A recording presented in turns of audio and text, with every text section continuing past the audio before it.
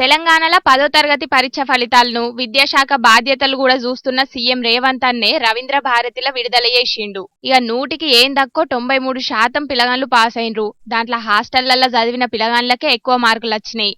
ఇదివరకు ఎన్నడూ లేని తరీకల ప్రైవేటు బల్లే చదివిన పిల్లగాండ్ల కంటే హాస్టళ్లలో చదివిన పిల్లగాండ్లే దగ్గర 99% మంది ఫస్ట్ క్లాస్ మార్కులతోని పాస్ అయినరు. ఇక ఈ పరీక్షలను మొత్తం 5 లక్షల మందికి మీదనే రాస్తే దాంట్లో మగ పిల్లగాండ్ల కంటే ఎక్కువ ఆడపిల్లలే పాస్ అయినరు.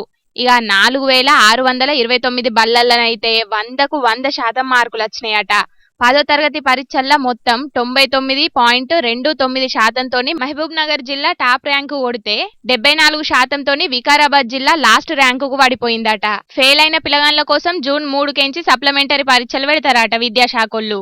అయితే ఈ ఏడాది వచ్చే మెమోలల్లా కొన్ని మార్పులు చేసిండ్రట విద్యాశాఖ ఆఫీసర్లు. అదివరకు ఇచ్చిన గ్రేడ్ల లెక్క కాకుండా మొత్తం మార్కులు గ్రేడ్లను మెమోలో చూపెడుతున్నారు. ఇంతవరకు మంచిగానే ఉన్నది గాని పొద్దుగాల 11 గంటలకు విడుదల చేస్తామన్న ఫలితాలు మధ్యాహ్నం 2 దాటినా కూడా విడుదల కాలేదు. కనీసం రిజల్ట్ విడుదల చేయనికి వేదికను కూడా ఏర్పాటు చేయలేదు విద్యాశాఖ అధికారులు. ఇక పక్క రాష్ట్రంలో జరిగిన పెళ్లికి పోయొచ్చిన సీఎం రేవంత్ అన్న బసవేశ్వర జయంతి కార్యానికి రవీంద్ర భారతికి పోతే అక్కడనే 10వ తరగతి ఫలితాలు విడుదల చేసిండ్రు.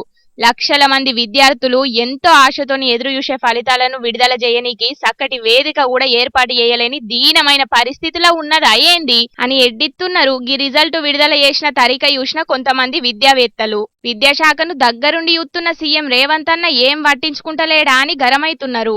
మరి ఇక విద్యార్థులు పరీక్షలల్లా తక్కువ మార్కులు వచ్చినాయనో లేకపోతే ఫెయిల్ అయినవానో పిచ్చి పిచ్చి ఆలోచనలు పెట్టుకోకుండ్రి, ఆగంగా ఆకుండ్రి.